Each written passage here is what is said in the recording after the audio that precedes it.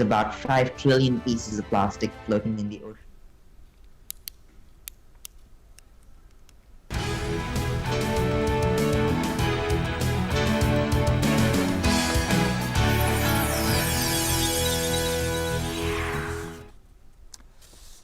Hello and welcome. I am Ramesh Ramachandran and you're watching the weekend edition of Newsnight on DD India, your prime-time destination for news and bespoke analysis. It's good to see you all again. All right, on the show tonight, the G7 summit concludes in the UK. Prime Minister Narendra Modi addresses G7 leaders via a video conference.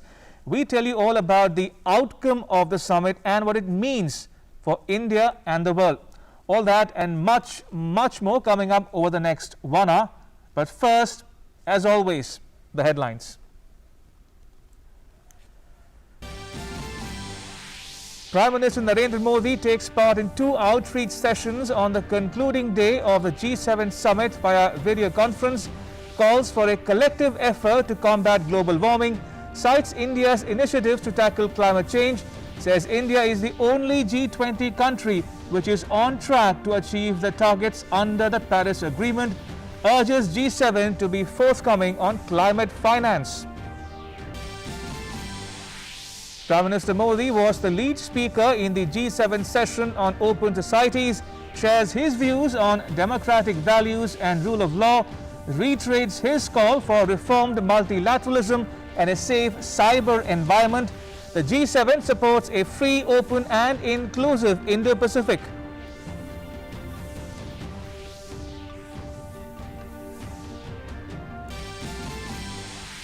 Widespread support in the G7 for India's push for a waiver on patents and intellectual property rights on vaccine technologies at the World Trade Organization. France says Africa can benefit from India's expertise as a production hub for vaccines.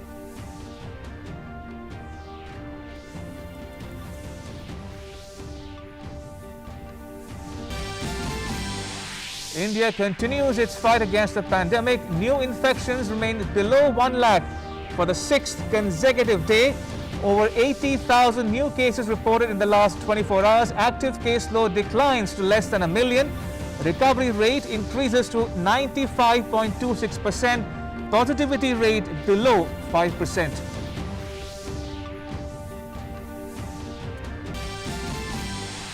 States to continue unlock in a phased manner from Monday. Odd-even system ends. Markets to reopen in Delhi from Monday.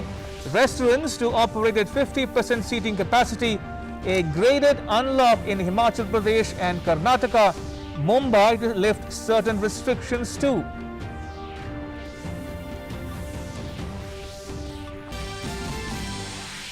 Heavy monsoon showers in Kerala, Karnataka and coastal Maharashtra. Orange alert in several areas.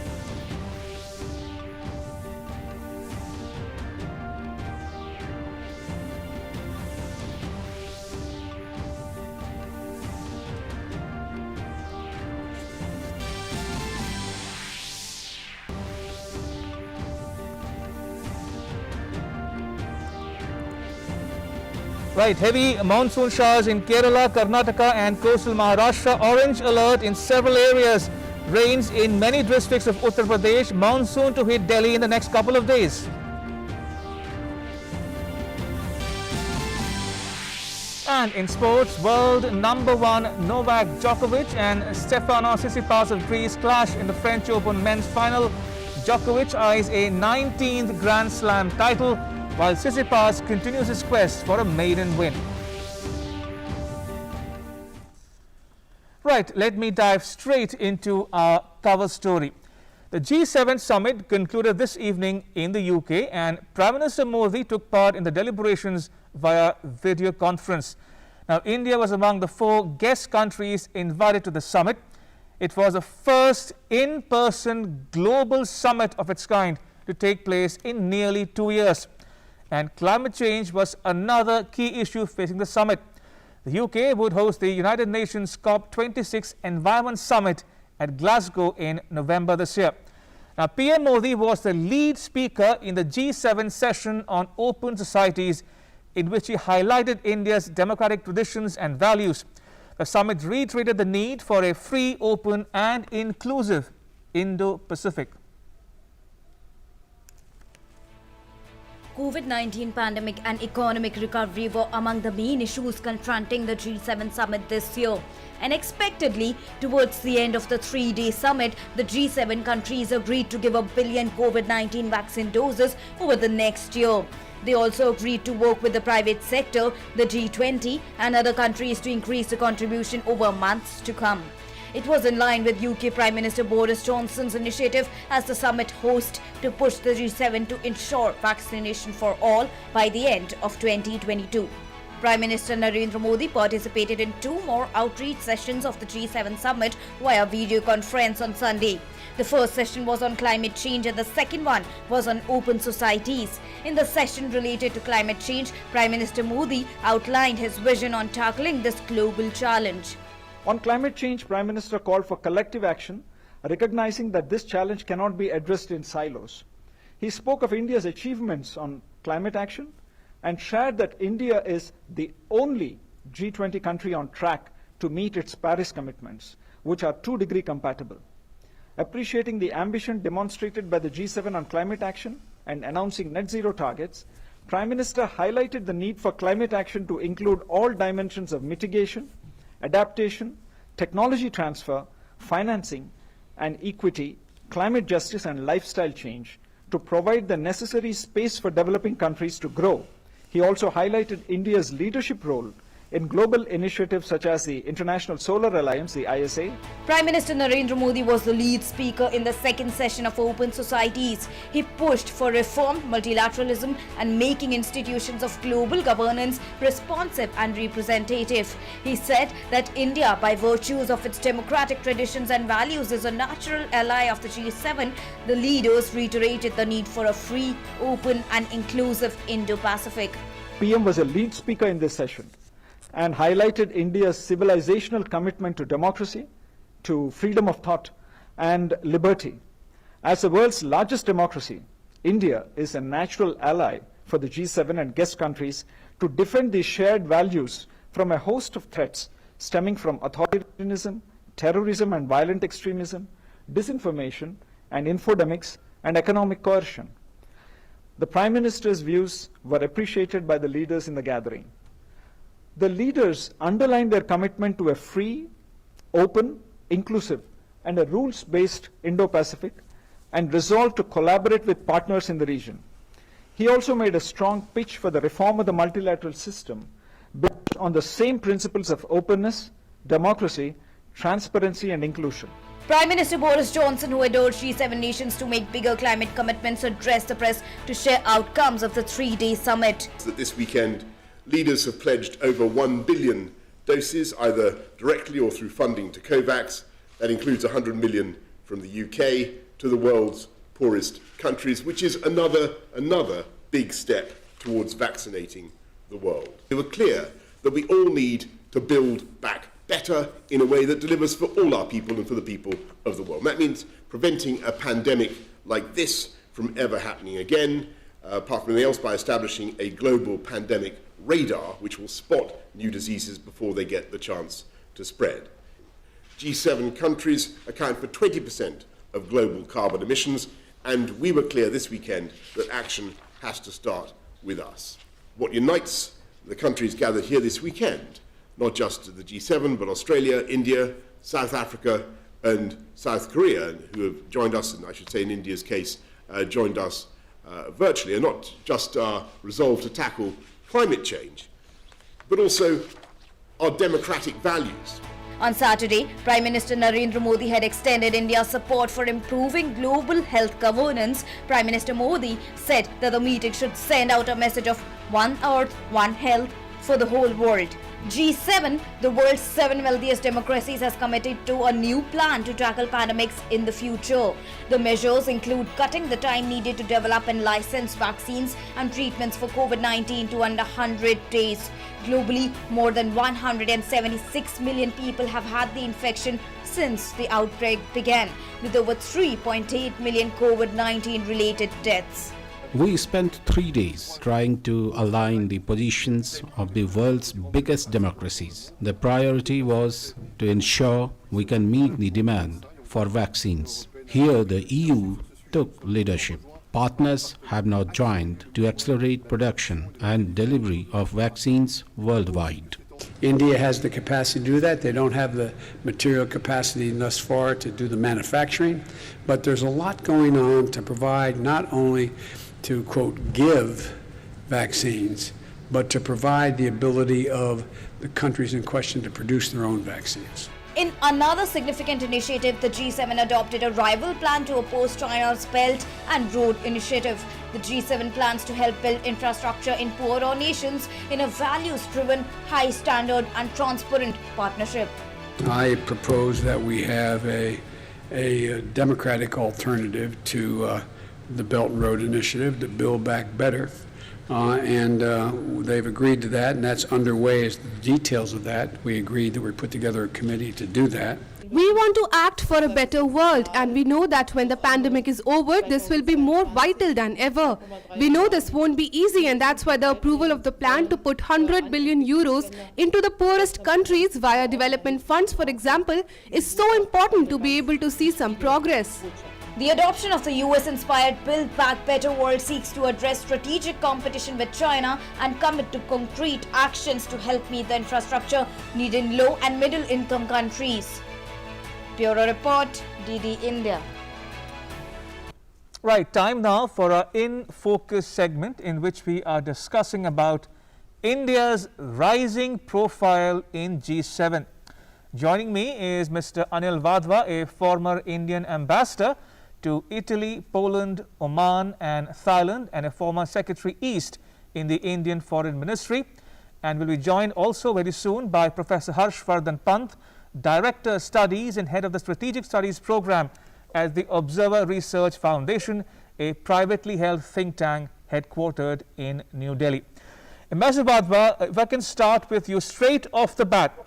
India and the G7, is India becoming increasingly indispensable to finding solutions to global problems, be it China's rise or the COVID-19 pandemic, climate change, global governance and democratic values?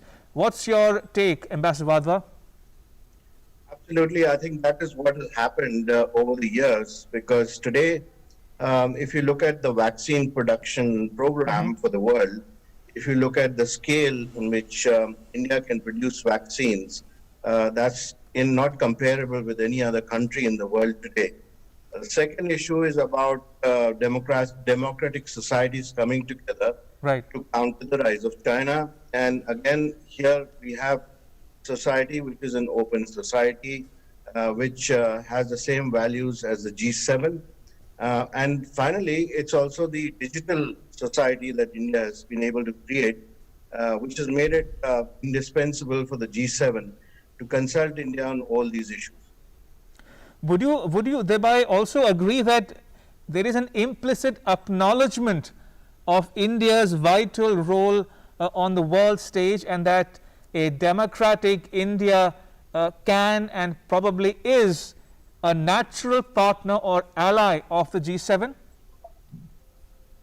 That is correct, because if you see the invitee countries to the G7 meeting this time, you notice that besides India, you have also the three other democracies, which is Australia, South Korea, and South Africa, which have similar values as the G7. So the world is moving towards a convergence of views based on democratic values, and this will play out in international organizations like the WTO, the WHO, and of course in taking governance decisions which affect the entire world and the free and open societies. So that includes digital technologies going forward, and it also includes the new technologies like 5G, etc., which are supposed to be secure for all democratic societies, and India will play a very important role in that. Right, I'm told Professor Pant is with us. Professor Pant, good to see you on Newsnight.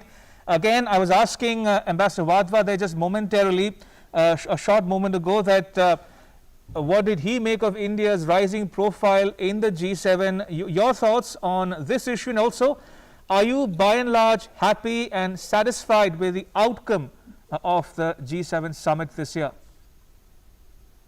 Yes, Ramesh, I think, we have seen a lot of significant movement on some of the most significant issues of the day, whether it is, health, whether it is infrastructure, whether it is the larger issues of, Indo-Pacific. So I think we have seen a consensus emerging among some of the leading members of the international community, which is important for India, which is important for Indian interests, and I think which is important for India's global aspirations. Now, the idea that, G7, many have been asking this question, how relevant is G7 in today's context? And one only has to look at how G7 is trying to reinvent itself, reorganize itself, invite new members like India into its fold, making a case to the world that while G7, certain members of the G7 may not really be the most significant members of the advanced industrial world today, but they have the support of countries like India. And without India's leadership or without India's participation in such platforms, really these platforms are facing an identity crisis. So clearly India's participation matters, and the issues that have been raised by India throughout over the last year and a half, and especially in the context of the health pandemic that the world is facing, I think we have seen a growing convergence on those issues amongst the advanced industrial countries representing, which are part of the G7. So I think by and large, it has been a satisfactory meeting. By and large, it has been a meeting which has taken India's considerations into account. And India has been able to put forth a very important, interesting intervention, which is while India is, India is part of the larger global governance issues, India is also representing the concerns of the wider developing countries, Absolutely. which I think is very important, is a very important role that India is playing, which no other country in the G7 at the moment is able to play. And I think that is the role that India will hopefully continue to play. And I think the Prime Minister's interventions were on the mark insofar as amplifying those issues which have been causing a lot of concern across the world, and how the world can rally together to make those, to find solutions to these problems. And I think India becoming part of the solutions today Absolutely. is the big story of our times. That at one point when India was seen as part of the problem, today India is seen as a country that is willing and able to provide solutions to global problems. And that is, I think, the larger narrative that is emerging out of these platforms. Professor Pant, referring to democratic values and traditions, now there was a lot of commentary about the D11 in the run-up to the G7 summit. The D11, for viewers who are not familiar with the new alphabet soup, so to speak, D11 stands for Democratic 11, comprising the 7 G7 countries, all democracies at that, and 4 other guests, India, South Africa, South Korea, and Australia. Now, Professor Pant, in your estimation, is D11 here to stay, or are we going back to the G20 as the preeminent organization for global governance in the immediate term? No, my sense is that some form of D11 is here to stay, because what is happening in the global order is a lot of fragmentation. And the fragmentation is now happening at a level where countries which belong to a certain, values community are coming together, and West is pushing this agenda very, very strongly, because from West's perspective, the challenge that is coming from countries like China in particular, that challenge can only be overcome if you have countries like India, South Korea, Australia that were, and South Africa that were invited to G7 this time around, can present a cohesive and coherent whole.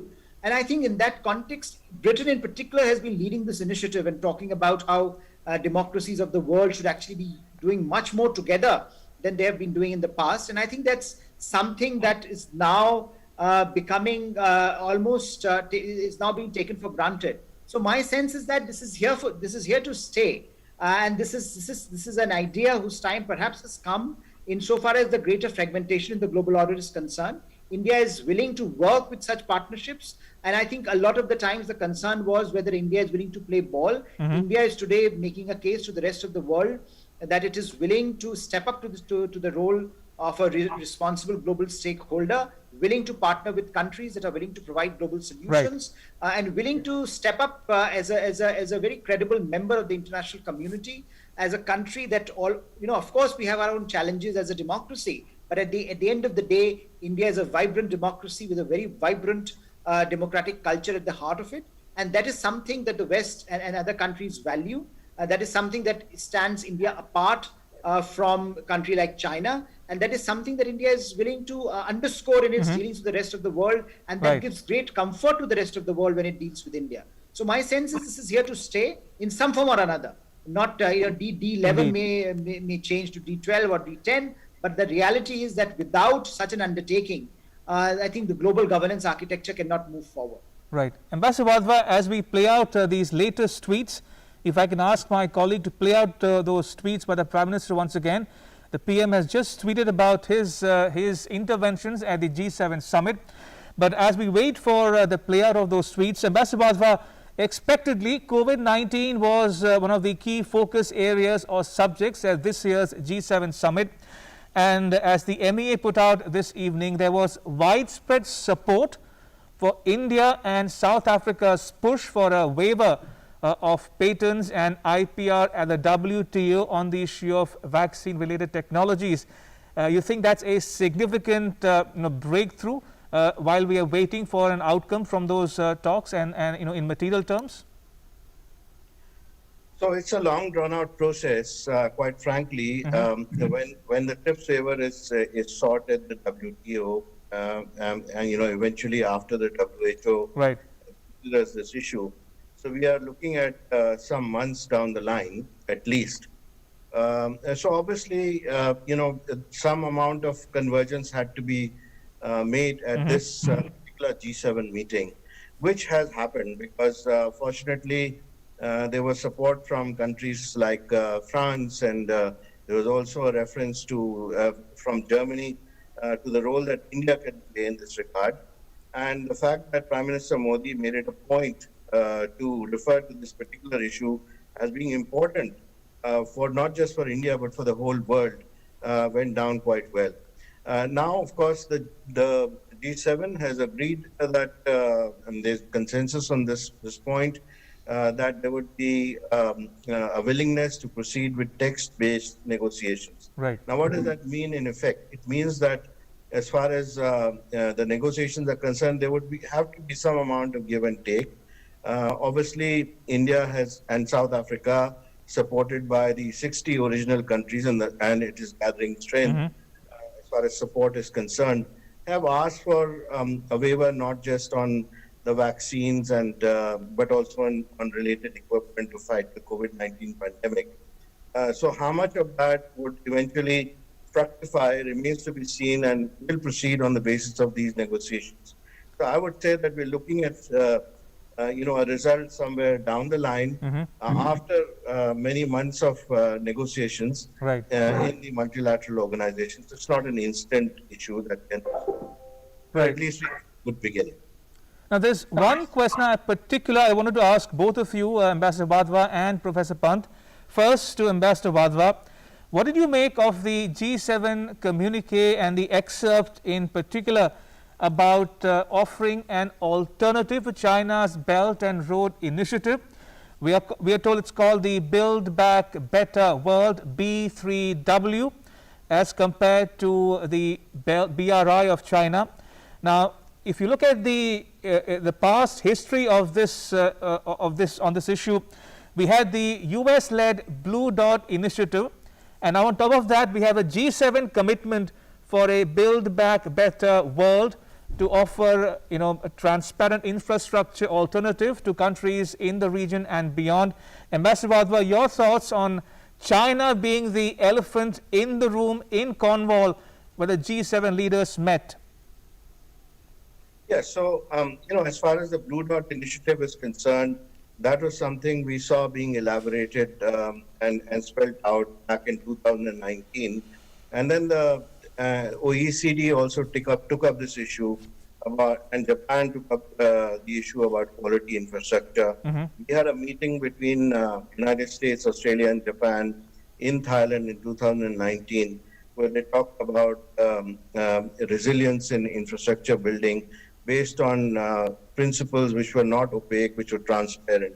And all these are a blowback on the Chinese opaque policies as far as BRI is concerned, because a number of countries have suffered in the recent past, and there are many examples of that, where they've had to surrender their sovereignty over their very important assets like ports, etc., which has happened, for example, in Sri Lanka.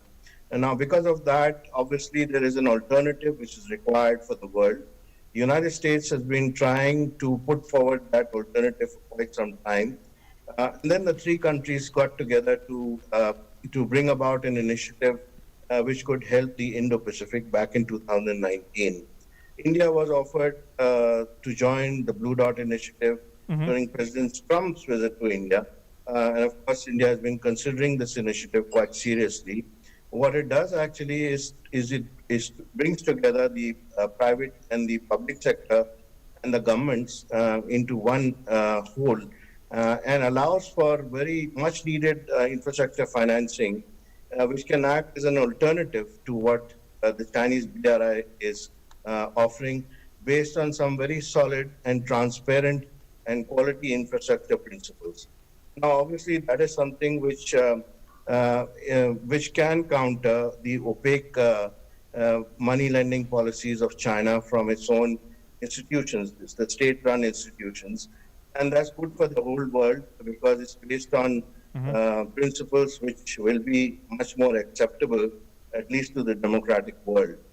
So there we have it. And I must add here that before the G7 meeting, there was a very important meeting which was organized through the OECD, where we had some very important companies across the world, especially US companies, who came together and pledged to cooperate in this endeavor.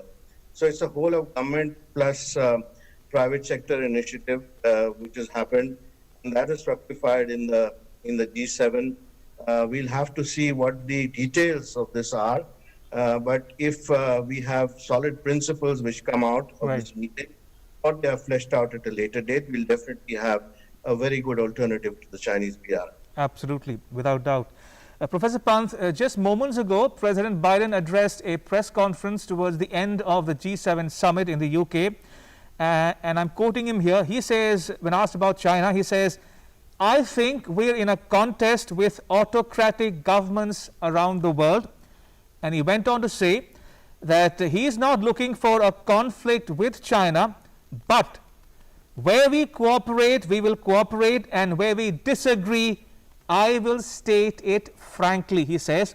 Now, your thoughts on the G7 position, if there is one, on China, and in particular, the new initiative, the Build Back Better World, the B3W, as an alternative to China's Belt and Road Initiative. Professor Pant. Yes, I think, what seems to be happening, and I think one of the messages of this G7 in particular, is that, the old ambivalence about China in certain countries of the G7 is replacing to a more cohesive argument against standing up to China, in favor of standing up to China. So that is, I think, the big message out of this G7, that the countries of the world today are, especially the advanced industrial countries, the Western countries, Western Europe and America in particular, are on the same page when it comes to the questions that are being that are arising from China's rise and the way China is aggressively pursuing its interests across the world. And I think that is a message that comes out of this G7, whether you look at it from a perspective of infrastructure, whether you're looking at it from the perspective of the vaccine and economic resilience, and whether the statement that you were referring of Mr. Biden. I think the recognition is there. We have seen Western Europe moving in a particular position in this, and I think it is very significant in the last few months and in the last year how we have seen Western Europe pushing back against Chinese aggression. And also the fact that you had countries like South Korea, India, being invited as an outreach, Australia being invited as an outreach effort by the G7, underscoring this basic reality that the West feels, America feels that authoritarian countries of a certain kind, in particular like China, are trying to change the global order in ways that can be inimical not only to their interests but also the larger global order.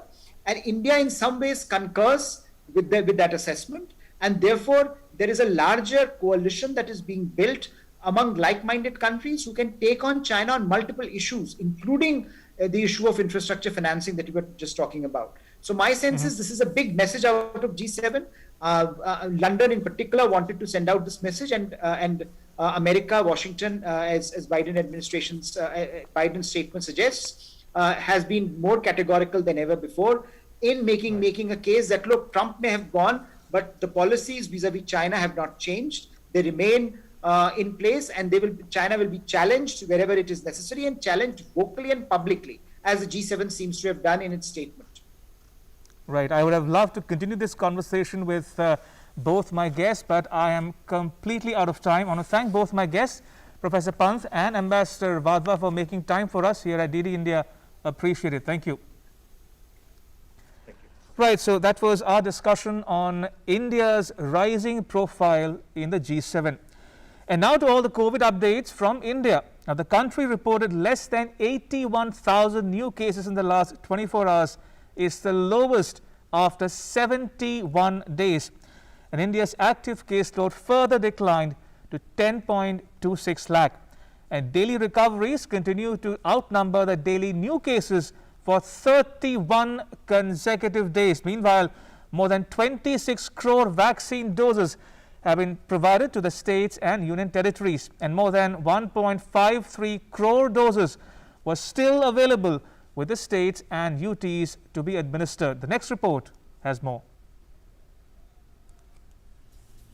Many states will begin to open up after the second wave starting Monday. This is a result of the steady decline in cases.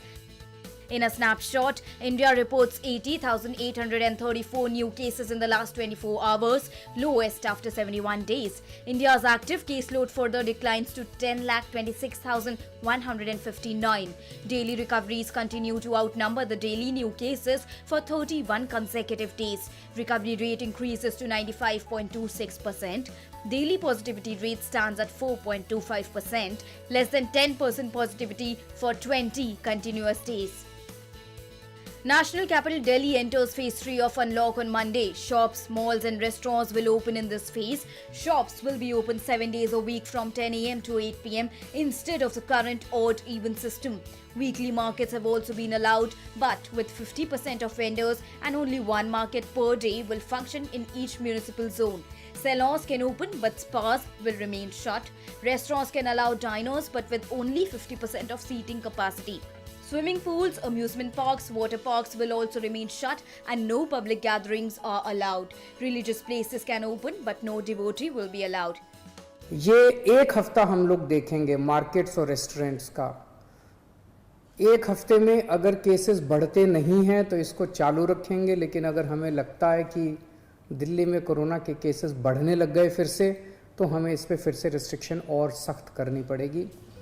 Union Petroleum Minister Dharmendra Pradhan inaugurated a PSA-based medical oxygen generating plant and booster unit at Maharaja Nagrasen Hospital in Punjabi Bagh, New Delhi. Around 1,500 PSA oxygen plants are being set up through contribution of PM CARES Fund and state-run firms, among others. State-owned oil and gas companies are setting up PSA medical oxygen generation plants at 100 locations to help meet the oxygen need in the hospitals of Uttar Pradesh, Bihar, Karnataka, Goa, Kerala, Maharashtra, Gujarat, Rajasthan, Odisha, Madhya Pradesh and Delhi.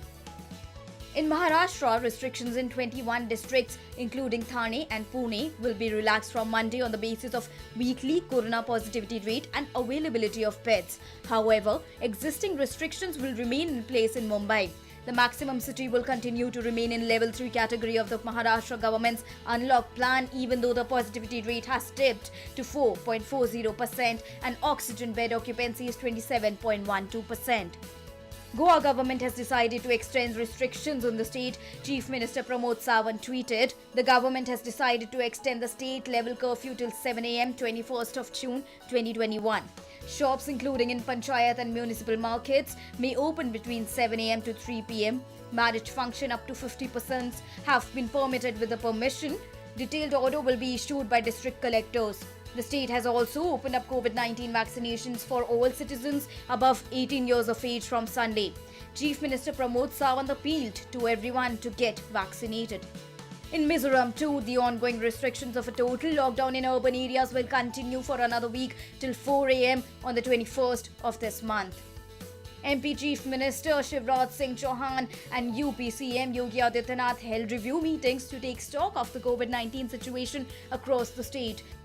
In Madhya Pradesh, schools, colleges, swimming pools will remain closed. Political activities, social gatherings, processions as well as sports, cultural activities will remain prohibited. Night curfew will continue. The Kill Corona campaign in the state will continue, which includes door-to-door campaigns. Revised guidelines will be issued before 15th of June. Chief Minister Shivraj Singh Chauhan says the positivity rate in Madhya Pradesh is 0.35%, which is probably the lowest in the country, but we still have to be careful. अब शादियों में जो अभी तक संख्या 10-10 थी, उसको बढ़ा के हम लोग ये तत्काल प्रभाव से करेंगे 20-20 कर दी जाएगी दोनों पक्षों से, 20 वर पक्ष से और 20 वधु पक्ष से, तो लगभग 40 के आसपास संख्या हो जाएगी। टेस्ट जरूर शादी जिस परिवार में हो, कलेक्टर सारे बैठे हैं, टेस्ट जरूर करवा लें सैंपल लेके, तो ये और सुरक्षित होगा। जहां एक और 30 अप्रैल को 3,10,000 मामले आए थे, कुल एक्टिव मामले थे, वहां आज वो घट के 9,000 से भी नीचे चले गए हैं, 8,986 हैं। इतने कम समय में देश में और दुनिया में कहीं भी इस प्रकार का कोई उदाहरण नहीं है कि इतनी तेजी से जो है वो मामले घटे हों कहीं पर भी, और घटे तब हों जबकि टेस्ट की संख्या घटाई नहीं गई हो। Karnataka will also unlock in a graded manner from Monday. The lockdown in the state for over a month will be lifted in a 5-phased manner. Fresh guidelines regarding lockdown curbs being eased in 19 districts have been issued. Opening of parks and industrial units with riders, extending the duration of shops selling essential goods and permissions for autos and taxis to ply with a maximum of 2 passengers are among the relaxations. The timing to buy essentials will be extended to 6 a.m. to 2 p.m.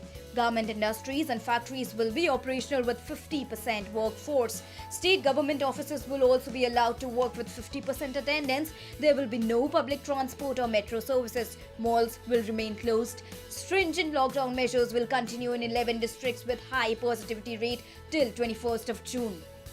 The unlock process will also begin in Himachal Pradesh from Monday. Shops will now be allowed to open from 9 a.m. to 5 p.m. All shops and stores will remain closed on weekends, while offices have been allowed to function with 50% staff. Intrastate public transport will also resume with 50% occupancy from 14th of June. At present, buses will not ply on interstate routes. The state government has also waived off the requirement of a negative RT-PCR test for entering Himachal Pradesh after 14th of June. Meanwhile, on the vaccination front, more than 26 crores vaccine doses have been provided to states and union territories by the union government. Out of this, more than 1.53 crore doses are still available with states and union territories to be administered. Jammu and Kashmir administration is leaving no stone unturned to vaccinate one and all. In Samba district, from the international border with Pakistan to the hilly areas, 99.08% of the population above the age of 45 years have been vaccinated. This has been made possible by the team of vaccinators who are going door to door to vaccinate people. इस vaccination drive का एक ही मोटो है कि हम घर घर जाके, कुछ लोगों को ये भी है कि टीका नहीं लगवाना, इससे कोई प्रॉब्लम हो जाएगी, हम वो भ्रम भी दूर कर रहे हैं घर घर जाके कि नहीं, ये टीका आपके लिए अच्छा है, आपको लगवाना चाहिए है. Even as cases decline and vaccination goes up following COVID, protocols of masking up, maintaining hand hygiene as well as social distance remains essential. And of course, stay home unless it is absolutely essential to step out. Bureau Report, DD India. Right, moving on, the southwestern monsoon on Sunday further advanced into Chandigarh and parts of Haryana and Punjab, with the meteorological department predicting more rains in the region over the next 2 days. The monsoon in parts of Haryana and Punjab this year arrived over a fortnight ahead of its expected date of arrival. Monsoon has arrived in many states of the country early this time due to formation of a low pressure in northwest the Bay of Bengal. According to the meteorological department, apart from the southern states, the monsoon has reached some parts of Madhya Pradesh, East Uttar Pradesh, entire Chhattisgarh, Odisha, West Bengal, Jharkhand, Bihar and likely to reach the rest of northern states in next 24 to 48 hours. Southern states continue to experience heavy rains. States like Karnataka, Kerala and Maharashtra are witnessing torrential rains, especially in coastal areas. A yellow alert has been issued for Kottayam area of Kerala. Due to the formation of a low pressure area in the Bay of Bengal, the meteorological department has predicted heavy rain in Vidarbha of Maharashtra till 14th of June. Orange alert has been issued in Bhandara and Gadchiroli districts. There is also a possibility of rain in Chandrapur, Nagpur, Yavatmal and Wardha districts. State government is ready to tackle the challenges. मौसम विभाग ने red alert जारी किया है कि मुंबई और अतराफ के इलाके में 13 और 14 तारीख को भारी वर्षा हो सकती है। निश्चित रूप से पिछले 4 दिनों से मुंबई महाराष्ट्र में काफ़ी बारिश हो रही है। मुंबई का प्रशासन खास करके डिजास्टर मैनेजमेंट उसे अलर्ट पे रखा गया है। जो निचले इलाके हैं वहाँ किस तरह से तैयारी की जाए इसको लेके कमिश्नर सभी वार्ड अधिकारियों से बात कर रहे हैं। हम पूरी तरह से तैयार रहेंगे ताकि कोई अनहोनी ना हो। Meanwhile, many districts of Uttar Pradesh are witnessing heavy rain. Normal life has also been affected in several districts of Purvanchal. Similar situation is seen in Prayagraj, where the roads submerged after the pre-monsoon downpour.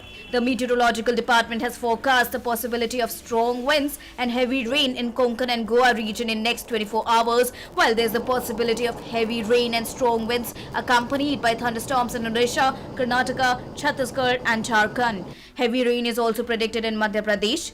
Delhiites may get huge respite from scorching heat and sweltering, as weatherman has forecast that the monsoon may reach national capital Delhi on 15th of June, about 12 days ahead of its scheduled arrival. Bureau Report, DD India. Right, and now to a report that has immense significance for the careers of students.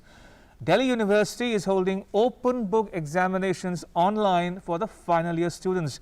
It's got an encouraging response from the students. My colleague Nishant Saurabh reports from New Delhi.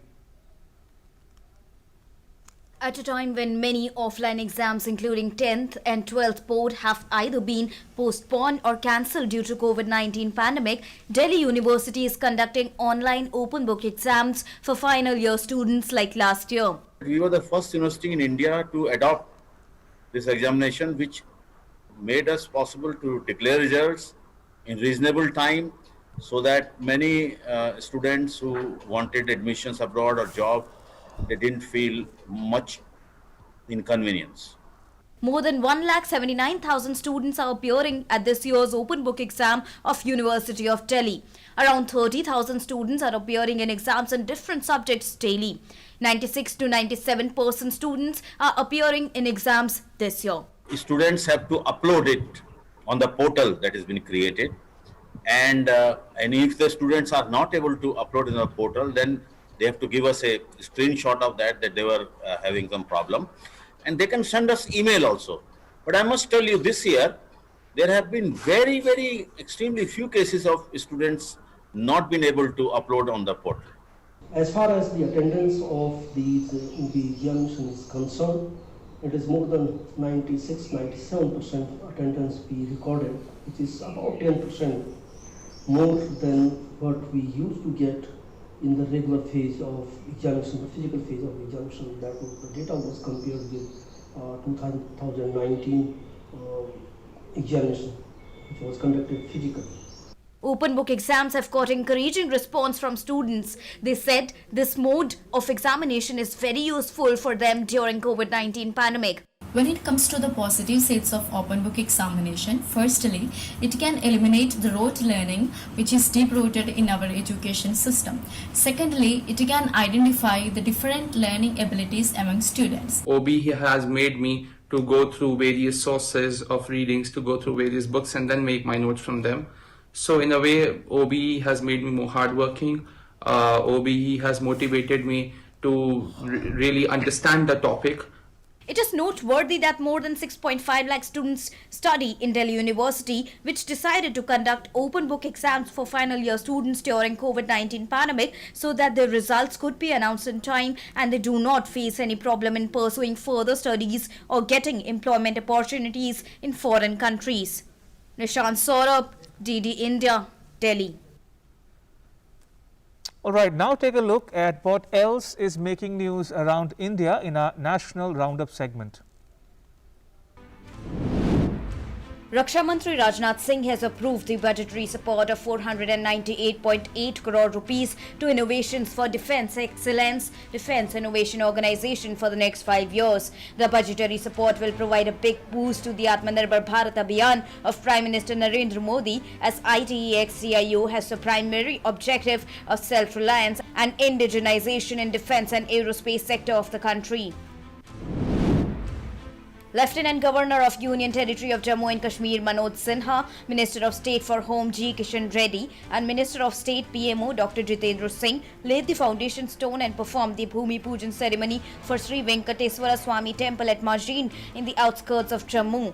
The proposed temple comprises Sri Venkateswara Swami main temple with consorts of Sri Andal and Sri Padmavati sub-temples. The total cost of the project is estimated at 33.22 crore rupees. The temple will be constructed within an 8 months period.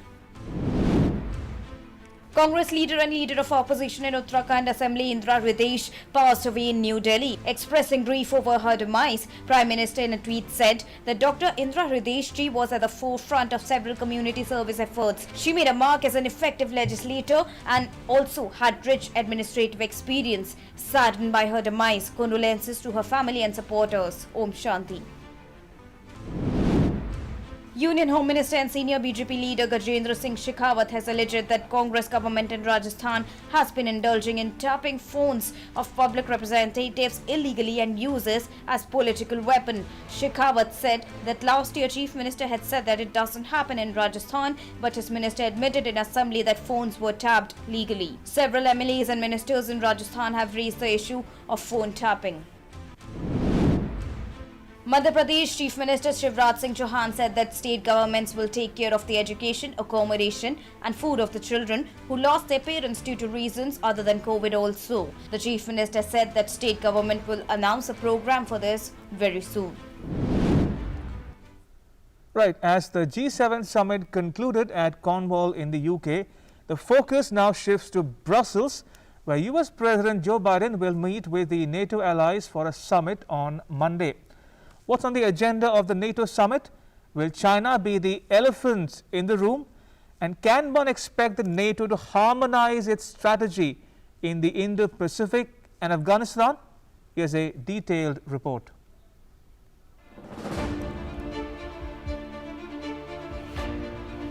After the G7 meet, US President Joe Biden will participate in the North Atlantic Treaty Organization or NATO summit in Brussels. While he will take the message America's back to the grouping, NATO leaders will seek reassurance from him that post the Trump era, the alliance can count on the support of the United States, its most powerful member. NATO is vital to our ability to maintain American security for the next remainder of the century. And there's a real enthusiasm. I made it clear, and I pointed out, I thanked them. You know, Article 5 is an attack on one, is an attack on all. We believe NATO and Section 5 is a sacred obligation. Bottom line is, I think we've made some progress in reestablishing American credibility among our closest friends and our values. Well, obviously, Joe Biden is a very different president. He has NATO in his DNA. He's called NATO a sacred duty for the United States, and he's pledged that America will stay steadfast, committed to NATO's collective defence, but also that the United States will use NATO more than it did during the Trump years to consult on sort of global challenges, China, how to deal with Russia, the way ahead in Afghanistan. The 30 allies will meet at the NATO headquarters, keeping COVID-19 restrictions in mind. On the agenda will be reforms for a multipolar post-Cold War world where China's military rise presents a new challenge. And we need to talk to China on issues like, and engage with China on issues like climate change and arms control. We see that in the way they crack down on democratic protest in Hong Kong, how they deal with minorities, the Uyghurs, and how they coerce neighbors and how they threaten Taiwan. So we need to stand up for the rules-based international order, and we need to work more closely with partners, including in the Asia-Pacific, Australia, New Zealand, South Korea, and Japan, and I expect this will be an issue that will be addressed. Russia, climate change, Afghanistan and new technologies are on the menu of the day-long summit, which will culminate in a special leaders session in the amphitheater like North Atlantic Council chamber. In a twist of fate, the NATO summit will agree reforms to the alliance known as NATO 2030, which was set in motion after Trump questioned its relevance. We stand together, and also that we recognize that living in an age of global competition, with many threats and challenges at the same time coming from different directions, including the aggressive actions of Russia, the rise of China, the shifting balance of global power, terrorism, cyber attacks. No ally and no continent can face this alone. We need to stand together in NATO. Stoltenberg will set out 9 areas where NATO could modernize over the medium term, including more joint elite funding of military operations. However, France has already expressed concerns about the proposal, fearing it will take money away from the national military priorities.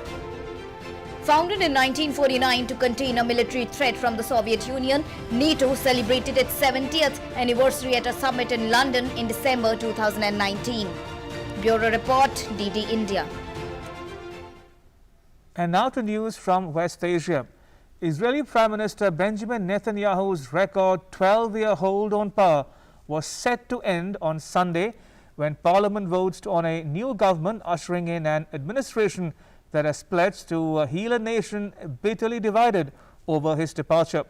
The new cabinet, which will be sworn in after a Knesset confidence vote it's expected to win, was cobbled together by the centrist opposition leader Yair Lapid and ultra-nationalist Naftali Bennett.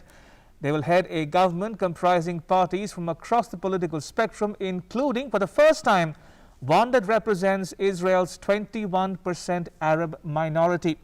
Now, they plan largely to avoid sweeping moves on hot-button international issues such as policy towards the Palestinians and a focus on domestic reforms.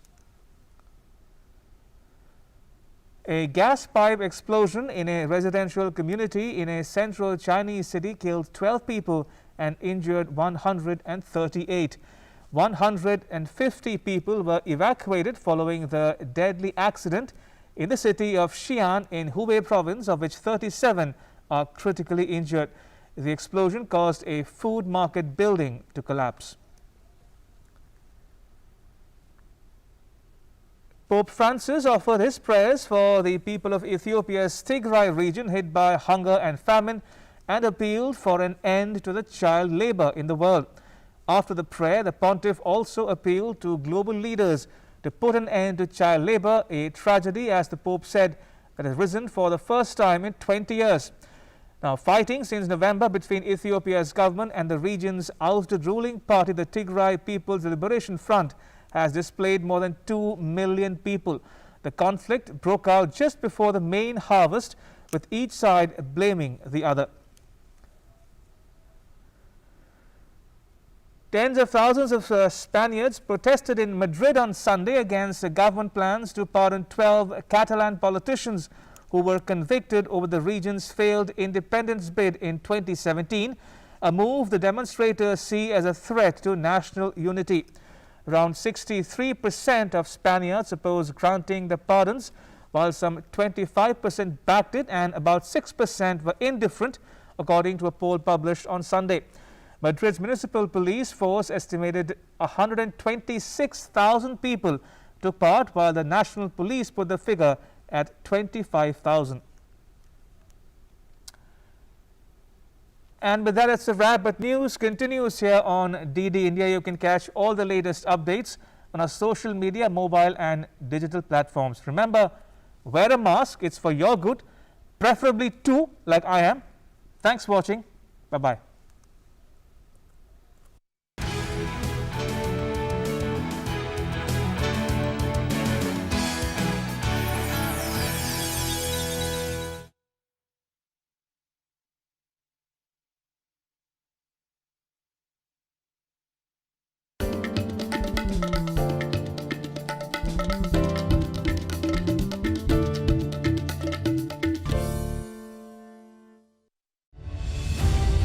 As India prepares to host the BRICS summit, we asked the man who coined the term BRIC for his views on the India growth story. India is still very much in this sweet spot. It has got these fantastic demographics. India could still, over the next 15, 20 years, grow by 10% a year easily. And the emerging world order post-COVID-19. China isn't such a cheap place to produce a lot of things. This is an opportunity for other countries, including much of South Asia. India, in that sense, could be the